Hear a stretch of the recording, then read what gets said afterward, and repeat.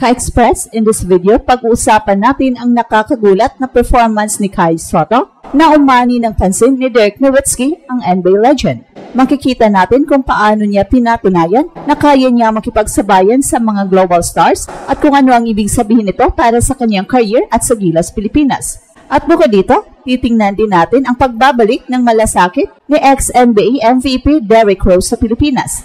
Mula sa kanyang pakikipag-interact sa local players hanggang sa pagbahagi ng insights mula sa kanyang NBA journey, ipinapakita ni DeRose kung gaano niya pinagpapahalagahan ang basketball culture ng Pilipinas.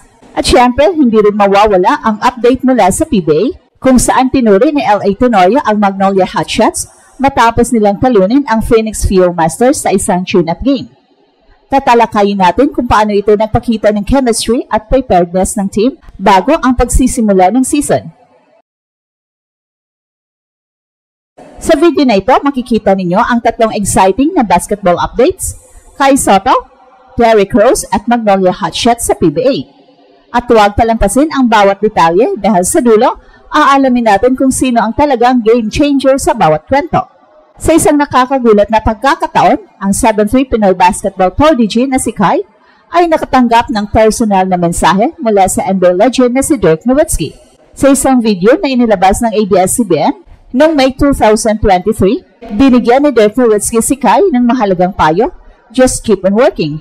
Ang simpleng mensaheng ito ay puno ng bigat na nagpapakita ng tiwala at suporta mula sa isang Hall of Famer na may malalim na pag-unawa sa landas ng isang aspiring NBA player. Ang pagkakaroon ng ganitong uri ng suporta mula sa isang NBA legend ay hindi lang isang personal na tagumpay para kay Kai, kundi pati na rin para sa buong basketball community ng Pilipinas, at ipinapakita nito na ang talento at dedikasyon ni Kai ay nakikita at pinapahalagahan hindi lamang sa local na antas kundi pati na rin sa international stage. Sa kabila ng mga hamon at pagdududa na kinakaharap ng mga batang manlalaro mula sa mga bansang hindi kilala sa basketball, si Kai ay patuloy na nagsisilbing inspirasyon. Ang kanyang paglalakbay mula sa Pilipinas patungong Japan B-League at ang kanyang mga tagumpay sa Gilas ay patunay ng kanyang pagsusumikap at pagmamahal sa laro. At ang mensahe ni Dirk Nowitzki ay nagsilbing gabay para kay Kai na nagpapatuloy sa kanyang pagsasanay at paghanda para sa mga susunod na hakbang ng kanyang karera. Ito rin ay isang paalala na ang tagumpay ay hindi makukuha sa magdamag kundi sa patuloy na pagsusumikap at dedikasyon. Habang patuloy na lumalago ang karera ni Kai, ang kanyang kwento ay nagsisilbing inspirasyon hindi lamang sa mga kabataang Pinoy, kundi pati na rin sa mga manlalaro mula sa iba't ibang panig ng mundo. Ang mensahe ni Dirk Nowitzki ay isang paalala na ang tunay na tagumpay ay hindi nasusukat sa mga titulo o parangal, kundi sa patuloy na pagsusumikap at pagmamahal sa laro. Sa mga susunod na taon, inaasahan ng buong basketball community na makikita pa natin ang mas marami pang tagumpay at kontribusyon mula kay Kai na patuloy na nagiging simbolo ng pag-asa at inspirasyon para sa mga batang manlalaro sa buong mundo. At matapos ang 16 years sa NBA, ay opisyal nang nagretiro si Derrick Rose. Pero bago siya tuluyang lumisan mula sa liga, pinili niyang bumalik sa Pilipinas, isang bansa na may espesyal na lugar sa kanyang puso. Ang kanyang pagbabalik, muling ipinakita ni DeRose ang kanyang malasakit sa mga batang manlalaro at ang kanyang pagmamahal sa kultura ng basketball sa Pilipinas. Sa kanyang pagbisita, nakipag-ugnayan siya sa mga lokal na atleta, nagbigay ng mga inspirational message at nagbahagi ng kanyang mga karanasan mula sa kanyang matagumpay na karera sa NBA.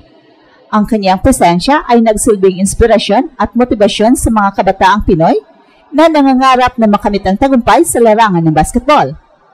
Ang muling pagbisita ni DeRose sa Pilipinas ay hindi lamang isang personal na hakbang, kundi isang simbolo ng patuloy na koneksyon at suporta sa pagitan ng Pilipinas at ng mga international basketball personalities. Ipinapakita nito na ang pagmamahal sa laro at ang pagpapahalaga sa kultura ng bawat bansa ay walang hangganan. At habang ang kanyang NBA career ay natapos na, ang legacy ni Derrick Rose ay patuloy na nabubuhay sa pamamagitan ng kanyang mga kontribusyon sa basketball community sa Pilipinas.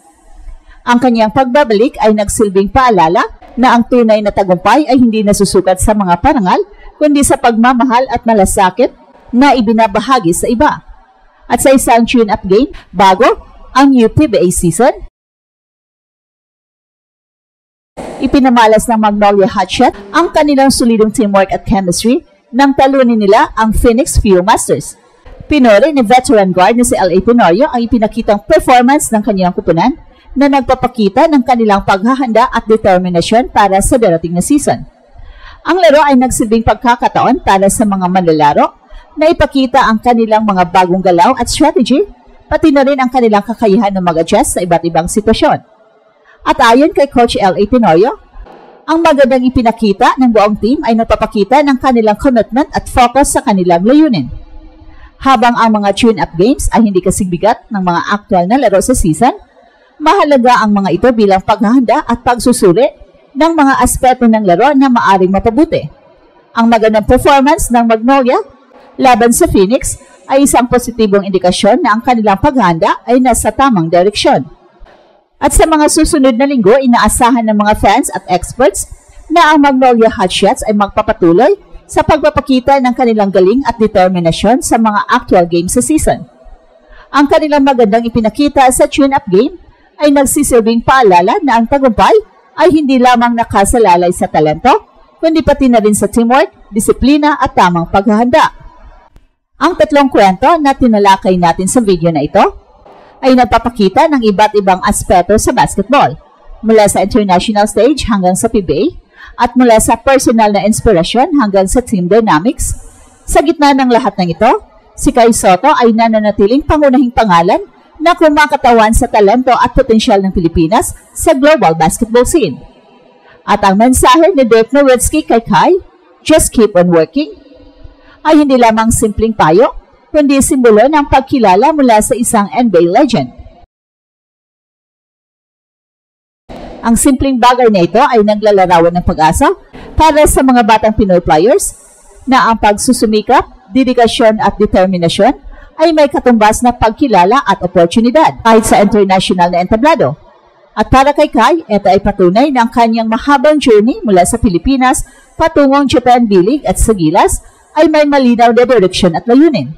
Ang kanyang kwento ay nagbibigay inspirasyon hindi lamang sa mga kabataan sa Pilipinas, kundi pati na rin sa buong basketball community sa buong mundo, na ang tunay na tagumpay ay bunga ng determinasyon at pagmamahal sa laro. Samantala, ang pagbabalik ni Derrick Rose sa Pilipinas ay nagpakita ng halaga ng koneksyon sa kultura at pagmamahal sa laro. Kahit matapos ang kanyang matagumpay na NBA career, pinili niyang muling ipakita ang kanyang malasakit sa local basketball scene. At ito ang Express Info kung saan bawat kwento, ginulat ang mundo. Don't forget to like and subscribe.